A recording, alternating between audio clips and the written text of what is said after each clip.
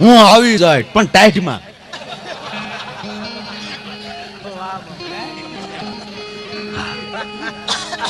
જેવા જેવા ધંધા કરો ને આ વિડીયો વાળા ભાઈ છે ને, જો કે સ્ટેન્ડ આવી જાય, પેલા તો ખંભે જ રાખતા ને કેમેરા, એટલો દીકરા નહીં હાસ્યો હોય.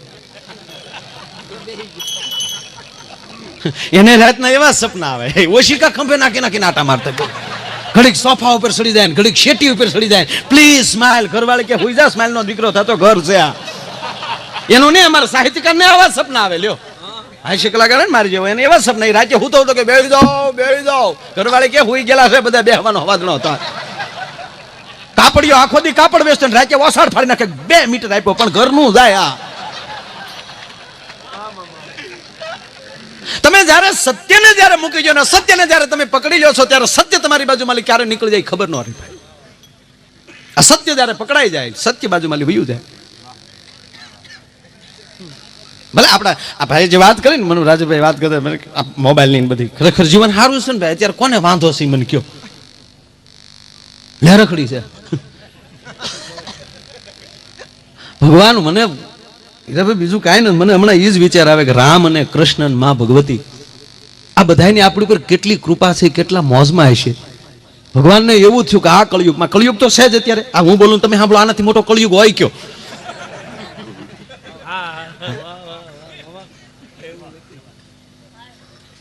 પણ ભગવાનને એ મોજ છે કે આ કળિયુગની અંદર જે મારી હાજરી હતી ત્યારે જે સમાજ મને નહોતો સ્વીકારતો, આજ એ સમાજ મને મળ્યો સ્વીકારવા. એટલે ભગવાન એટલો બધો મોજમાં છે કે એની પાસે નહોતું ને એની કરતા 10 ગણું આપણને આપ્યું. બોલો ભગવાન ભલે રામ આપણો બાપ છે 100%, પણ એની પાસે મોબાઈલ હતો. તૂટી ગયા 14 વર્ષ ઢળડા કરી કરી, છેલ્લે ધોબી બોલ્યા કે કેવા કેવા દેવો. આ કૃષ્ણ જેમ તેમ આ બધા જેટલા મોટા છે ને, કોઈ હારા બધાને હેરાન જ થયા. બધા આપણી હાટું હેરાન થયા, પણ આપણે તેદી નહોતા હિજર્યા. મોબાઈલ હોત તો માં જાનકીનું હરણ ન થાત સાહેબ. એક મોબાઈલ હોત ને,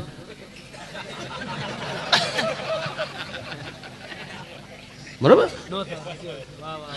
મારીશને મારવા માટે ભગવાન રામ ગયા. સત્ય સનાતન વાત છે ને. સોનેરી મૃગના રૂપમાં મારીશ. રાવણ એને બોલાવીને કીધું કે તારે મારીશ હરણ થઈને જવાનું છે. ક્યાં હતા? રામ પાસે. તારી ગા વાલ્મીકીજી ને હારે જયારે જાતા હતા, સોરી માફ કરજો, વિશ્વામિત્ર ની સાથે જયારે જાતા હતા, અને અમે બે ભાઈઓ મારી બા મમ્મી, મારા ભાઈ ને મારી બા ને ઠાર કર્યા. મને ખાલી ફણા વગરનું બાણ માર્યું. કેટલો હું દૂર પીડ્યો ને, હજી હું કિલોમીટર નથી ગણી શક્યો. અને તેદુનો મને કીટ ભંગ ના લાગુ પડી ગયો. રામ રામ રામ બિન જ નથી થતું. તને રાવણ હજી મળ્યો નથી તારો બા. એ ધંધો કરવો નથી તો હું મારી નાખી. ત્યારે મારી સે નક્કી કર્યું કે આના હાથે મરવું એની કરતા રામના હાથે મરવામાં હું વાંધો છે. સોનેરી મૃગ બની અને જ્યારે આવ્યું, અને ભગવાન વાત બહુ જાણીતી, બધાને ખબર છે કે જ્યારે રામ મારવા ગયા એને માર્યો ટૂંકમાં, અને જ્યારે મારીશ પીડ્યો, અને મારીશ પડતા પડતા બોલ્યા કે રામનું નામ તો આખી જિંદગી લીધું છે, લક્ષ્મણનું નથી લીધું. હે લક્ષ્મણ, હે લક્ષ્મણ, હે લક્ષ્મણ કરતા કરતા ખોળિયામાં પ્રાણ મૂક્યા એને.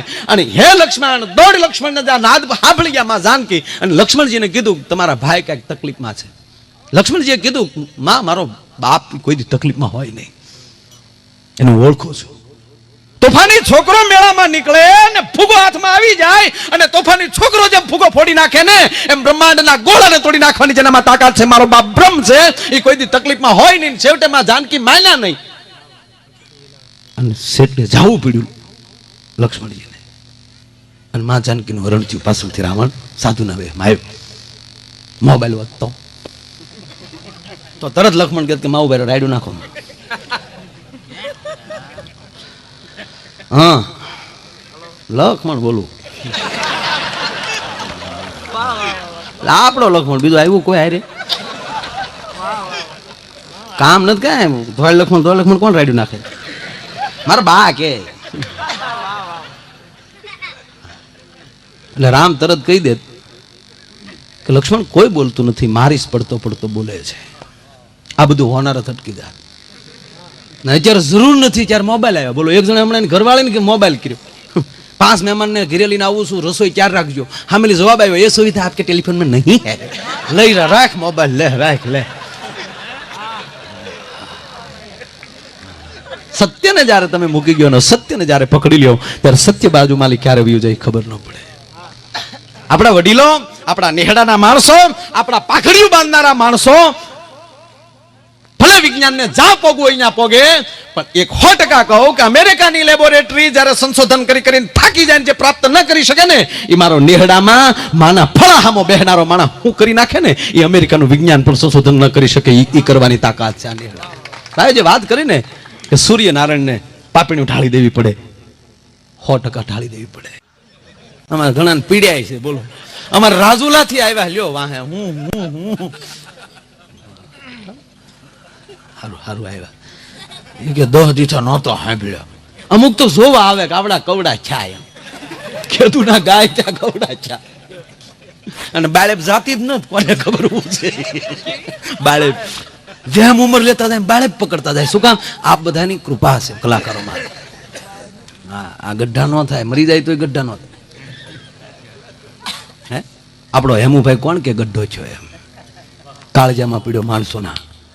હે આ બધું ઝીણી ઝીણી વાતું કોઠાવું છે. એટલે ટિકિટ ન હોય તેથી ટીટી આવે.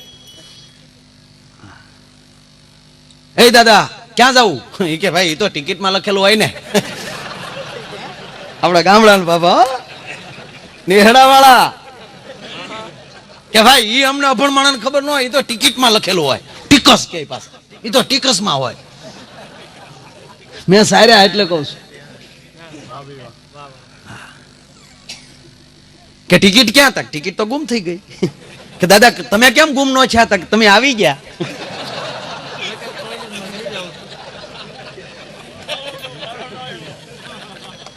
તમે આવી ગયા નહીં તો બંદા હાથમાં આવતા, તારા બાપ ખાતાના હાથમાં ન આવી, તારા હાથમાં આવતા હોય.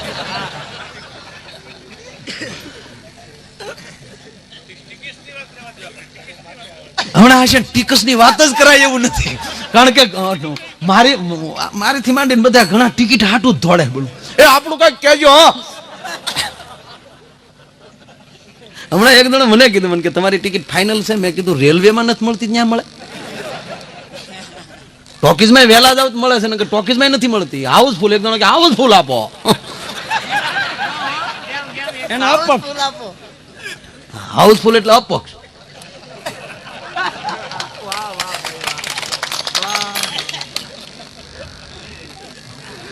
ચૂંટણી છે, રોડા સુધી ગળી ગયું ચૂંટણી. મારા દેશના યુવાનો,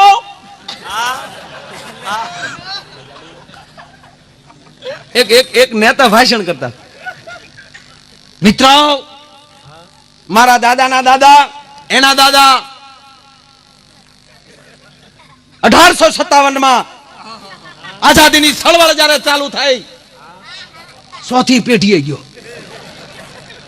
ત્યારે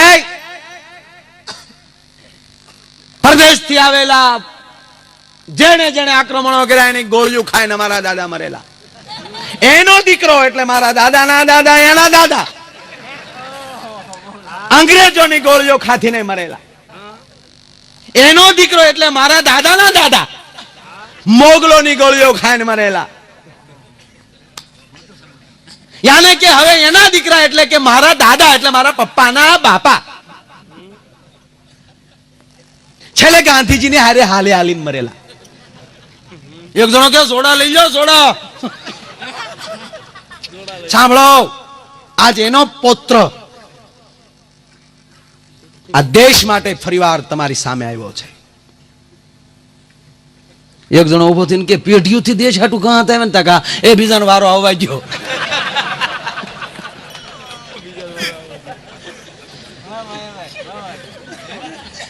એટલી પેઢી હોય ગઈ, તમે સફળ ન થાઓ તો હવે તમારે હોઈ જવાય.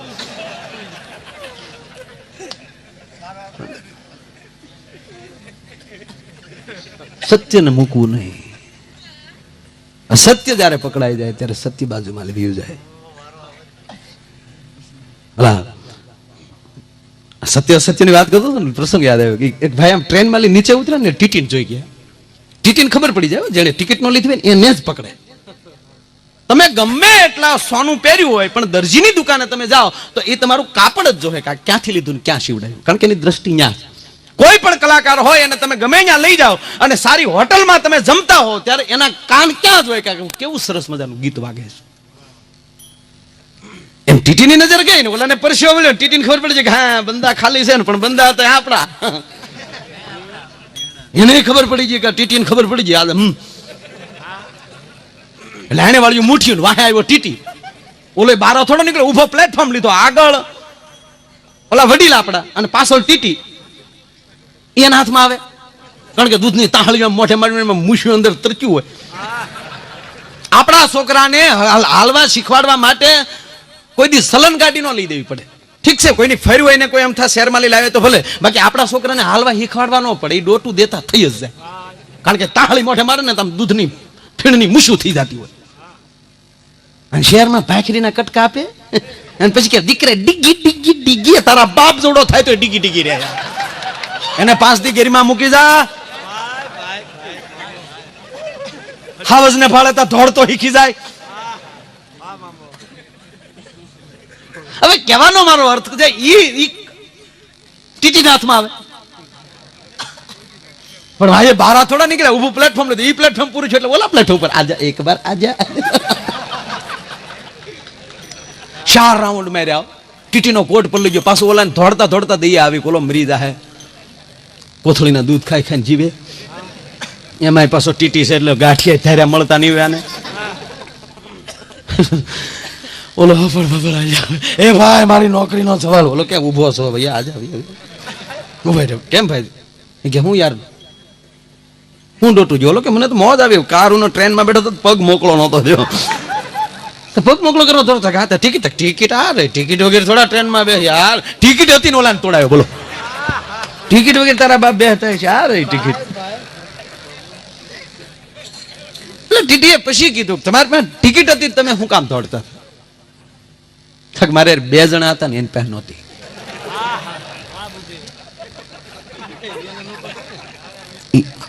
અસત્યની પાછળ દોડવા રહ્યો તો હાચા 2 સટકી ગયા. કહેવાનો મારો અર્થ સત્યને માણસ પકડી રાખે. અને સાહેબ અત્યારે આપણે ઘરે કોઈ મહેમાન આવ્યો હોય ને, બહુ સરસ વાત. આપણે ઘરે કોઈ મહેમાન આવ્યો હોય ને, એ કેવો છે, કેવી બુદ્ધિનો છે, કેવી પ્રકૃતિનો છે, કેવા વિચારનો છે, કેવો વૃત્તિનો છે, એ જાણવા માટે એની કોઈ ઇન્ટરવ્યુ લેવાની જરૂર નથી. તમારું ટીવી ચાલુ કરીને એને રિમોટ હાથમાં આપી દેજો, જેવો હોય છે ને એવી ચેનલ લાવીને ઉભો રહે.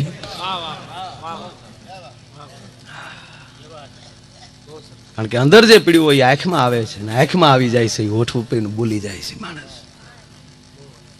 કોઈ ગમે એવી ભાષા આપણી પાસે બોલતો હોય ને, એ મૂળ ક્યાંનો છે જોવું હોય ને તો એને અગાશીમાંથી લઈ જઈને ખોટું ખોટું ધક્કો મારજો, જ્યાં હોય છે ને એ ભાષા નીકળી જાય. હે માનવાનું આપણું.